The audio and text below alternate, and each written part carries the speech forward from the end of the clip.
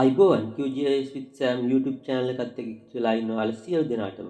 අද මම ප්‍රාදේශීය ලේකම් කොට්ටාසයකට අදාළ ග්‍රාම නිලධාරී වසම් ඇතුළත් මැප් එකක් සකස් කරන හැටි තමයි කියලා දෙන්නේ. ඉතින් මේකට අවශ්‍ය බවුන්ඩරි මැප් එක ෂේප් ෆයිල් එකක් විදියට සර්වේ ඩිපාර්ට්මන්ට් වෙබ්සයිට් එකෙන් ඩවුන්ලෝඩ් කරගන්න ආකාරය මම ඊට කලින් වීඩියෝ වල කියලා දීලා තියෙනවා. ඉතින් අපි ග්‍රාම නිලධාරී වසම් මැප් එක සකස් කරගන්න හැටි බලමු. පළමුවෙන්ම මම QGIS software එක ඕපන් කරගන්නවා. ඊට පස්සේ අපි ඩවුන්ලෝඩ් කරගත්ත GN division map එක layer එකක් විදියට QGIS software එකට add කරගන්නවා. ඊළඟට ඔයාලට කරන්න තියෙන්නේ ඔයා map එක හදන්න හිතාගෙන ඉන්න ප්‍රාදේශීය ලේකම් කොට්ටාසය තෝරගන්න එක. ඉතින් මේකට ඉතාමත්ම ඉක්මනින් කරන්න පුළුවන් tool එකක් තියෙනවා. ඉතින් ඒකට අපි කියනවා query builder කියලා. මේ query builder එකෙන් ඔයාලට අවශ්‍ය GN division එක ඉතාමත්ම පහසුවෙන් ඉතාමත්ම කෙටි කාලයකදී තෝරගන්න පුළුවන්. මේක ඇක්සස් කරන්න පුළුවන් අදාළ layer එක උඩ right click කරලා එන menu එකෙන් පුළුවන්. ඒ වගේම control F කියලා shortcut key එක භාවිත කරන්නත් පුළුවන්. ඒ වගේම layer menu එකෙත් මේ tool එක ඇක්සස් කරන්න පුළුවන්. ඉතින් මම කලින් වීඩියෝ එකක් කිව්වා survey department එකේ shape files එක ඇතුලේ දත්ත ගොඩක් තියෙනවා කියලා. ඉතින් මේවා අපිට විවිධ tools භාවිත කරලා ඇක්සස් කරන්න පුළුවන්. ඉතින් අපි query builder එක open කරාට පස්සේ අපිට අවශ්‍ය ප්‍රාදේශීය ලේකම් කොට්ටාසය ෆිල්ටර් කරගනිමු. මුලින්ම field box එකෙන් DSDN කියන layer එක select කරන්න. ඊට පස්සේ ඒක double click කරාම පහළ තියෙන expression box එකට ඒක load වෙනවා. ඊළඟට සමාන ලකුණ click කරන්න ඕන. ඊළඟට අපිට අවශ්‍ය ප්‍රාදේශීය ලේකම් කොට්ටාසය තෝරගන්න ඕන. ඉතින් මේකට DSDN කියලා field එක select කරලා query builder එකේ දකුණු අත පැත්තේ values කියන section එකේ තියෙන all කියන button එක click කරලා ඒ එන list එකෙන් අදාළ ප්‍රාදේශීය ලේකම් කොට්ටාසය double click කරාම මේ ප්‍රාදේශීය ලේකම් කොට්ටාසය ගන්න පුළුවන්. DSDN සමානයි බලංගොඩ කියලා expression එකක් filter box එකේ තියෙනවා. ඉතින් මේක okay කරාට පස්සේ බලන්න ලස්සනට ඔයාට අදාළ ප්‍රාදේශීය ලේකම් කොට්ටාසය විතරක් filter වෙලා තියෙනවා. ඉතින් ඒකට අදාළ GN divisions ටික ලස්සනට map එකේ පේන්න තියෙනවා. ඉතින් අපි මේ map එක zoom කරගන්න zoom to layer කියන button එක click කරනවා. ඔයාලට මේක අදාළ layer එක right click කරලා එන menu එකේ උඩින්ම තියෙනවා. මේ zoom to layer button එක click කරාම ඔයාගේ map canvas එකට මේ map එක zoom වෙනවා. ඊළඟට මේ map එකට label එකක් add කරගන්න ඕන. ඉතින් ඒකට map එක right click කරලා properties menu එකට යන්න ඕන. map එක right click කරලා layer properties menu එක ගත්තයින් පස්සේ මේකේ layer tab එක click කරලා no label කියලා තමයි දැන් තියෙන්නේ. ඒක වෙනස් කරන්න single label වලට change කරන්න. ඊට පස්සේ මේකේ value field එකට GNDN කියලා select කරන්න. ග්‍රාම නිලධාරී divisions වල නම් තමයි ඔයාට ඕන වෙන්නේ. ඒ නිසා GNDN කියලා select කරන්න. දැන් apply කියන button එක ඔබන්න. ඊට පස්සේ මේක symbology tab එකට යන්න. symbology tab එකේ තියෙන simple fill කියලා color එකක් තියෙනවනේ. ඒක එක්කෙනාට වෙනස් color එකක් වෙන්න පුළුවන් load වෙලා තියෙන්නේ. ඉතින් මේ simple fill කියන color box එක select කරලා ඒකේ පහළ තියෙනවා fill color කියලා property එකක්. මේ fill color කියන property එකේ අගටම තියෙන arrow එක click කරාම color box එකක් එනවා. ඒ box එකේ උඩම තියෙනවා transparent කියලා. මෙන්න මේක click කරලා transparency වලට මාරු කරගන්න. ඉතින් එතකොට මේ වගේ fill එක transparent වෙනවා. ඉතින් දැන් map එකට ගිහින් බලන්න ඔක්කොම fields name display වෙනවද කියලා.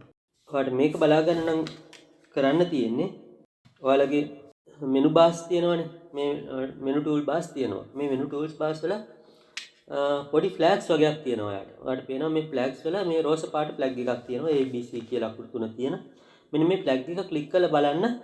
මේ flag එක click කරලා බැලුවම ඔයාලගේ fields අපි දාගත්තනේ field label එකක්. මේ label එක හැම එකම display වෙලාද කියලා. උදාහරණයක් හැටියට මේ බලංගොඩ කොට්ටාසේ වසම් 41ක් තියෙනවා නම් ඒ 41ම නම් පේනවා නම් ඔක්කොම කළු පාටින් පෙන්නනවා. එහෙම පෙන්නන්නේ නැති නම් තියෙනවා නම් මේවා රතු පාටින් පෙන්නනවා. ඊළඟට ඔයා බලන්න මේකේ ස්කේල් එක මොකක්ද කියලා. මැප් එකේ පහළ මෙන්න මෙතන තියෙනවා ස්කේල් එක බලා ගන්න පුළුවන්. එතනින් ඔයාලට බලා ගත්තම දැනට තියෙන ස්කේල් එක ඩිස්ප්ලේ වෙනවා. එතන තියෙන arrow එක ක්ලික් කරලා ඔයාලට ස්කේල් එක චේන්ජ් කරන්න පුළුවන්. හිතන්නකෝ දැන් මේක 1.50000ට චේන්ජ් කරා කියලා. 1.50000ට චේන්ජ් කරාම දැන් පෙන්වන මැප් එකේ බලන්න ඔක්කොම රතු පාට ලේබල්ස් මුකුත් නැහැ. ඊළඟට මේක 1 ලක්ෂයට චේන්ජ් කරලා බලන්න. 1 ලක්ෂයට චේන්ජ් කරාම 3ක් 4ක් ඒවා රතු පාටින් පෙන්නනවා. ඒ කියන්නේ 1 ලක්ෂයේ ස්කේල් එකේදී මේවා ඩිස්ප්ලේ වෙන්නේ නැහැ. ඉතින් ඒ නිසා මම වෙනස් කරනවා මේක 1.75000ට බලන්න 1.75000 ස්කේල් එක ආවෙන් පස්සේ එතකොටත් ඔක්කොම ලේබල්ස් ටික ඩිස්ප්ලේ වෙනවා. ඉතින් මේ ලේබල්ස් ඩිස්ප්ලේ වෙන්නේ ඔයාගේ මැප් එකේ ස්කේල් එක අනුව කියනක ඔයාලට තේරෙන්න ඕන. print layout එකේදී අඩුම ගානේ එකට 75000ක් තිබුණොත් තමයි මේ ලේබල්ස් ටික ඔක්කොම ඩිස්ප්ලේ වෙන්නේ. ඉතින් දැන් අපි print layout එකට යමු. මේ print layout එකේදී මැප් එක ඇඩ් කරගන්න කලින් ඔයාට page එක A4 කියලා දැන් තියෙන්නේ. A4 කියන එක A3 වලට change කරගන්න. එතකොට A3 size print out එකක් තමයි අපිට ගන්න වෙන්නේ. ඉතින් A3 size එකට change කරගෙන ඊළඟට මැප් එක ඇඩ් කරගන්න. ඊට පස්සේ මැප් එකේ properties වලින් scale එක 75000 දීලා 75000ට change කරගන්න. මැප් එක ගානට adjust කරගන්න මෙතනදී move item content tool එක පාවිච්චි කරන්න පුළුවන්. ඊළඟට scale bar එක ඇඩ් කරගමු. scale bar එක ඇඩ් කරන ගනිද්දී style එක step line වලට change කරලා segments ගන්න 5කට වැඩි කරගන්න.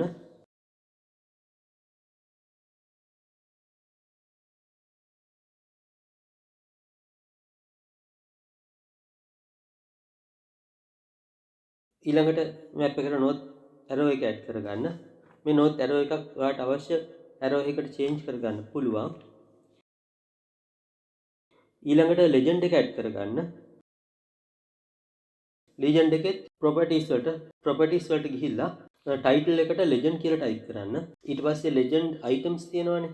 මේ legend items වල auto update කියලා button එකක් තියෙනවා. ඒ update button එක untick කරන්න. auto update button එක untick කරාට පස්සේ තා චුට්ටක් පහළට ගියාම ඔයාලට තියෙනවා legend item එක.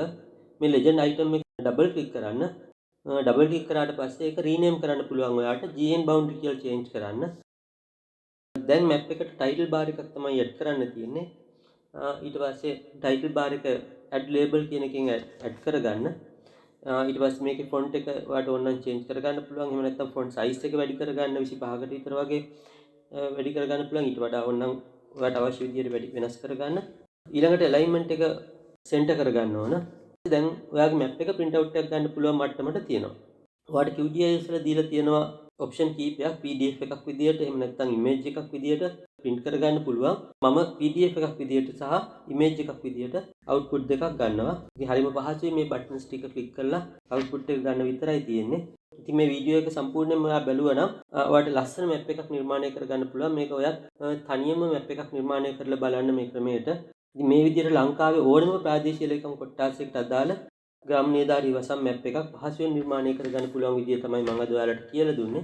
ඉතින් මේකට අපි යොදාගත්තේ සර්වේ ඩිපාර්ට්මන්ට් එකේ GN division database එකේ තියෙන shape files. ඉතින් මේ ඕන කෙනෙකුට download කරගන්න පුළුවන් ඉන්ටර්නෙට් එකේ තියෙනවා.